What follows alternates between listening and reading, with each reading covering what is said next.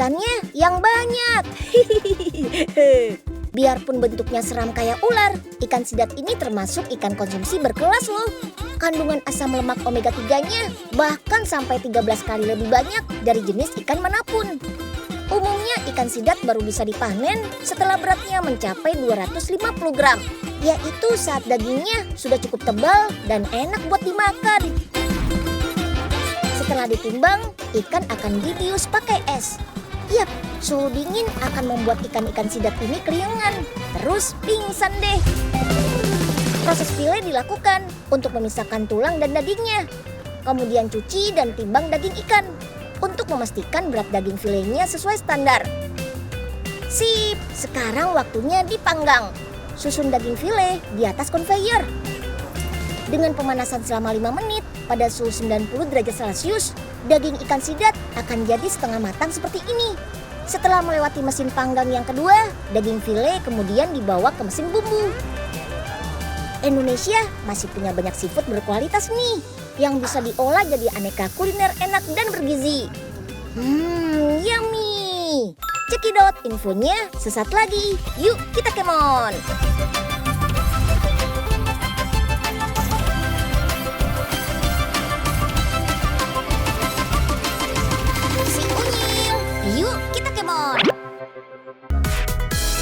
Sebagai negara bahari yang punya hasil laut melimpah, Indonesia juga punya hasil laut eksotis, seperti timun laut atau teripang ini. Hewan invertebrata ini ternyata bisa diolah menjadi masakan yang sangat lezat dan bergizi loh. Bahkan bisa menjadi salah satu bahan masakan siap saji. Kita sortir dulu teripangnya yuk. Kita pisahkan yang memiliki tekstur keras dan berat. Hal ini untuk membedakan proses pengolahannya. Teripang yang keras membutuhkan waktu perendaman yang lebih lama. Nah, kita mulai nih proses perendamannya. Proses ini membutuhkan waktu 4-6 hari loh. Setelah direndam beberapa hari, tekstur teripang akan berubah menjadi lunak dan kenyal. Ukurannya juga membesar hingga 3 kali lipat loh. Tuh lihat, jadi besar banget ya. Sekarang kita bersihkan di teripangnya. Usus dan selaput yang ada di tubuh teripang harus kita buang. Kalau masih tersisa akan membuatnya amis ketika dimasak. Biar mudah diolah, teripang yang sudah bersih mulai dipotong-potong deh. Dalam 1 bulan, restoran yang berdiri sejak tahun 1965 ini bisa memproduksi ribuan kilogram teripang kering loh. Wih, banyak banget ya. Teripangnya kita rendam lagi ya, kurang lebih 2-3 hari lagi. Agar kandungan garam pada teripang berkurang dan teripang tidak amis ketika dimasak. Baru deh teripang dipotong lebih kecil lagi dan siap untuk dimasak. Waktunya masak nih. Setelah minyak panas, kita masukkan dulu bawang putihnya. Setelah harum, kita tambahkan minyak ikan dan kaldu ayam. Lalu giliran teripangnya nih masuk ke wajan. Terus tambahkan lada dan saus tiramnya. Sekarang kita diamkan sebentar hingga agak mengering. Giliran ayam dan jamurnya nih, keduanya sudah dimasak saus tiram juga ya. Terakhir tinggal kita tambahkan maizena agar saus tiram mengental. Tada! Teripang ayam jamur saus tiramnya sudah matang. Wah, aromanya harum banget nih. Unyil jadi lapar. Tapi harus sabar dulu ya. Karena masih harus kita bagi-bagi ke wadah kecil. 1 porsi teripang saus tiram ini bisa dikonsumsi untuk 2-4 orang. Setelah itu kita masukkan ke dalam freezer dengan suhu minus 21 derajat Celcius. Disimpan selama 1 malam ya, baru deh bisa di-packing. Dalam 1 bulan, ratusan bungkus teripang frozen kering siap dikirim ke seluruh Indonesia. Bahkan banyak dipesan negara-negara tetangga seperti Singapura. Produknya sendiri dijual dengan harga Rp360.000 untuk ukuran 400 gram. Wih!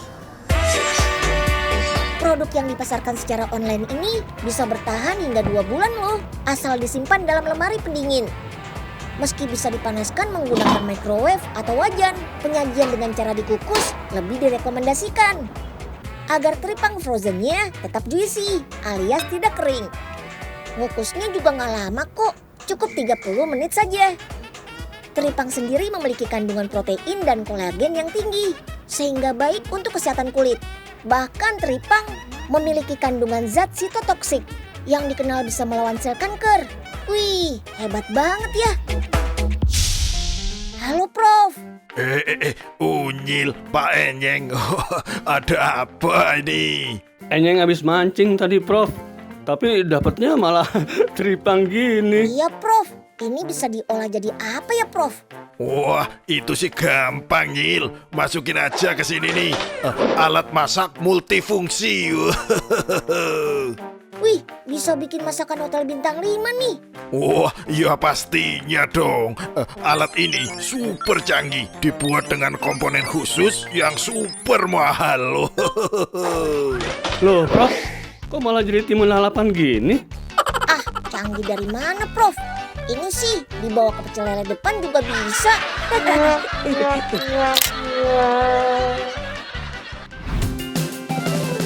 Ada bakso lobster, bakso sotong, sampai bakso kepiting. Alamak, menggoda banget. Dari semuanya, mana nih yang sudah teman-teman coba? Ini adalah aneka jenis bakso yang lagi populer di kalangan pecinta makanan. Banyak kedai bakso yang menawarkan beberapa jenis seafood berbalut dengan daging bakso yang tebal dan menggoda. Yang penasaran, nggak perlu capek-capek ikut antri makan langsung di kedai. Karena bakso seafood ini ada versi siap sajinya loh. Tenang saja, seafood yang digunakan dijamin fresh. Segarnya seafood berpadu dengan gurih dan kenyalnya daging bakso. Beuh, sedap banget. Di daerah Cilengsi ini ada salah satu tempat pembuatan bakso seafood yang banyak penggemarnya. Lihat saja, seafood yang digunakan beragam. So pasti segar-segar banget. Sebelum diolah dengan adonan bakso, rebus dulu seafoodnya. Tidak boleh mentah saat dibalut adonan bakso ya. Nanti matangnya tidak merata. Proses perebusan ini juga penting untuk memastikan seafood terbebas dari kontaminasi bakteri atau parasit yang membahayakan tubuh. Yap, proses ini mampu mematikan organisme penyebab penyakit. Tapi jangan terlalu lama, bisa-bisa kandungan gizinya hilang.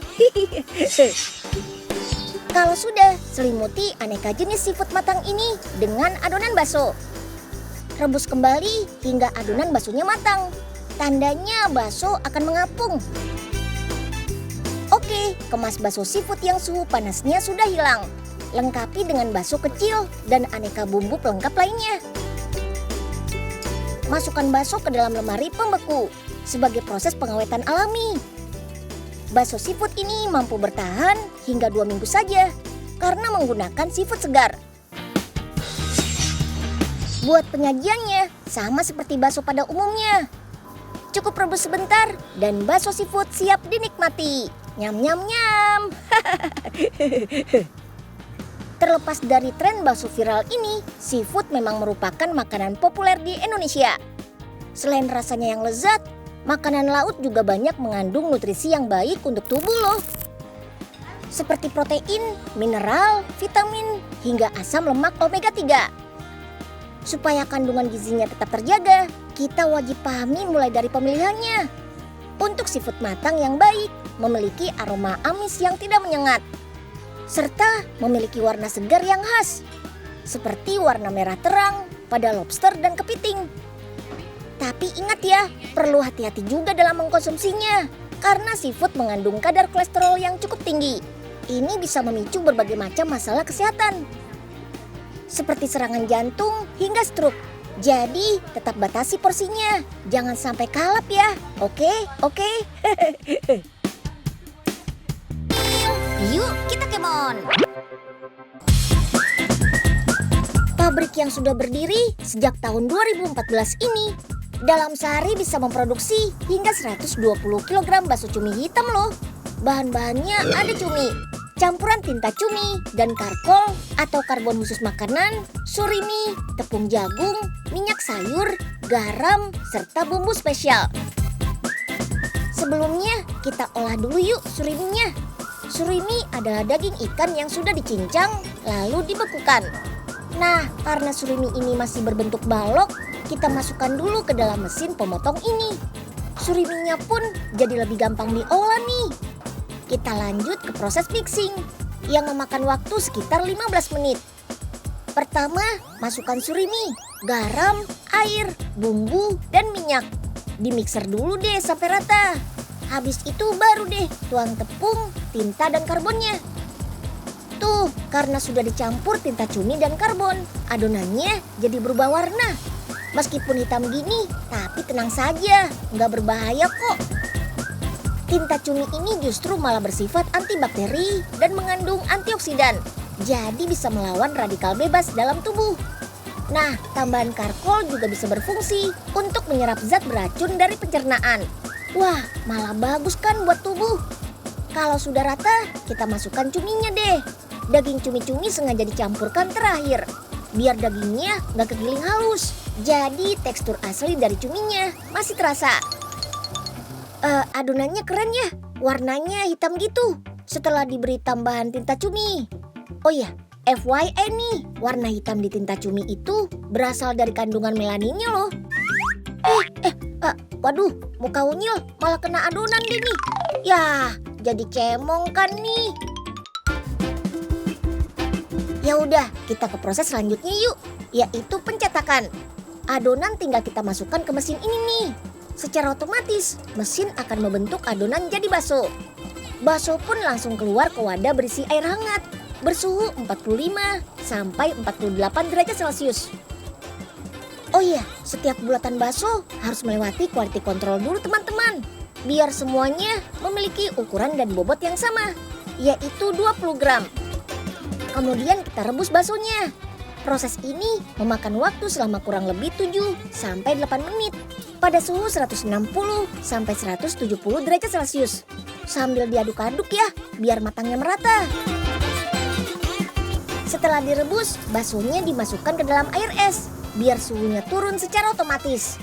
Barulah bakso diangkat untuk masuk ke dalam ruangan pendingin atau chiller. Chiller ini memiliki kisaran suhu 2 sampai 5 derajat Celcius.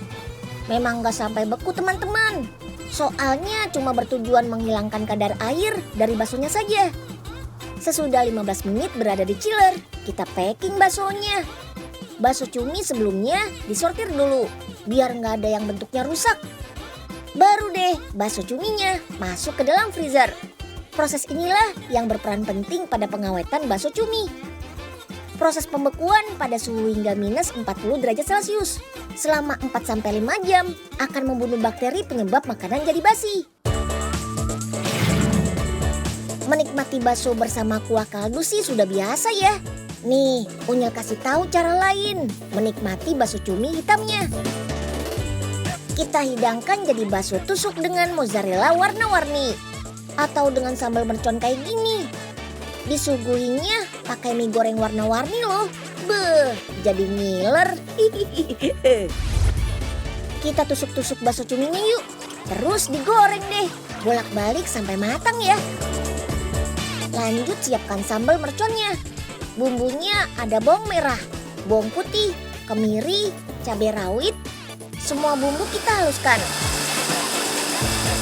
Setelah itu tumis deh sampai matang. Nah, tinggal disiramin deh ke bakso cuminya. Sekarang giliran mie goreng warna-warni nih. Bumbunya ada bawang merah, bawang putih, udang, dan kemiri. Semua bahan kita haluskan dan tambahkan garam ya. Kalau sudah, kita tumis bumbu, masukkan mie dan telurnya. Sudah deh, bakso cuminya siap dihidangkan. Daging cumi merupakan salah satu sumber vitamin B12 dan B6 loh teman-teman. Vitamin ini bagus untuk kesehatan jantung. Cumi juga mengandung selenium dan vitamin E yang secara bersamaan bekerja sebagai antioksidan. Bisa membantu melawan radikal bebas dalam tubuh. Mantap! Sahabat Unyil, jadi black squid ball ini karena bahannya dari cumi, begitu digigit kenyal banget. Dan karena cumi termasuk dari seafood, dia merupakan sumber protein yang bagus karena lebih rendah lemak. Teman-teman, agar kita bisa menikmati seafood segar dan berkualitas, teknik budidaya makanan laut terus diperbaharui loh. Seperti teknik budidaya kepiting dengan metode apartemen seperti ini. Bagian dari apartemen kepiting ini dibuat dari kotak-kotak berbahan PVC yang tebal dan kuat. Disusun secara vertikal dan horizontal.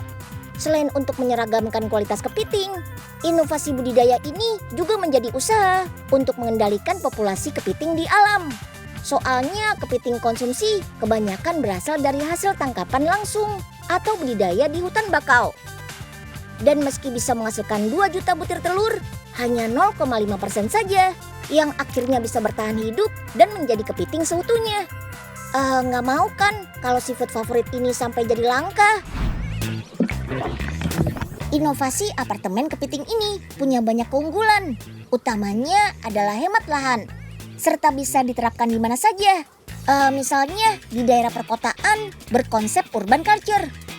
Yap, menurut perhitungan, untuk budidaya 1000 ekor kepiting dengan 1000 kotak, luas lahan yang dibutuhkan cuma 11 meter kali 6 meter.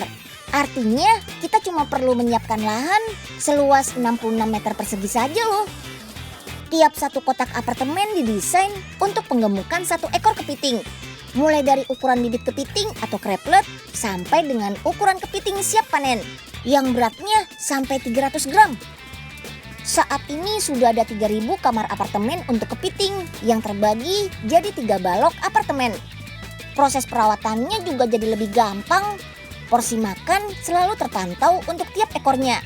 Jadi pertumbuhan kepiting jelas lebih cepat deh. Oh iya, dalam membudidayakan kepiting, satu proses yang gak boleh ketinggalan adalah mengecek kepiting yang siap buat berganti cangkang.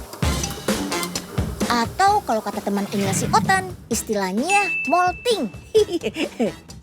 Pergantian cangkang umum dilakukan untuk kelompok hewan krustasea yang berkulit keras. Ini dikarenakan ukuran tubuhnya membutuhkan cangkang yang lebih luas. Setelah molting, ukuran kepiting bakal bertambah lebih besar, sekitar 30% dari ukuran sebelumnya. Setelah keluar dari cangkang lamanya, cangkang kepiting yang baru masih bertekstur lunak. Nah, kepiting dengan cangkang lunak seperti inilah yang punya sebutan kepiting soka.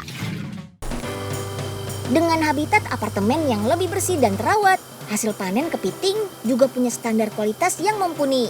Yap, kepiting jadi lebih bersih dari lumpur, berat, dan ukuran daging yang juga lebih tebal. Dengan nilai ekonomis kepiting yang masih tinggi, keberadaan inovasi teknologi apartemen kepiting pastinya bisa menjadi solusi untuk budidaya kepiting yang lebih mudah, berkualitas, dan hasilnya bisa terus bersaing pastinya. Mantap! Den Unyil, bawa apaan tuh? Unyil tadi habis main ke apartemen kepiting, Pak. Nih, dapat oleh-olehnya. Ya elah Den, gaya amat. Kepiting aja sampai tinggal di apartemen segala. Tahu gak sama pengen mau? Ya udah, nih Unyil kasih deh kepitingnya. Asik, rezeki nggak kemana ya Nyeng. Ayo Nyeng, cepetan tangkap kepitingnya. Kok Enyeng sih bos? Enyeng mana berani, takut kecapit tahu. Ya elah Nyeng, cuma kecapit doang ah. Cepet Nyeng, biar bisa langsung dimasak nih. Tapi sakit kan bos? Loh, kok mana kepitingnya? Duh, Nyeng, jangan colek-colek dong. Siapa yang colek bos? Duh, tuh kan sakit tahu. Gimana sih bos? Orang tangan Enyeng aja nggak nyampe. Wah, itu kepitingnya, Pak. Kepitingnya nyangkut di belakang pauga. Wah, Ya, tuh. tolong, Aduh. ampun kepiting. Kita kemon. Buat pecinta seafood, nggak usah worry sama kolesterol. Ada kok cara menetralisir kelebihan kolesterol setelah menikmati seafood yang super yahut. Pastikan mengkonsumsi banyak serat dari makanan secara teratur ya. Bisa dari buah dan sayur.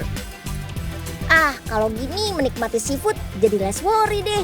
Asal nggak berlebihan pastinya. Unyil pamit dulu ya. Bye-bye.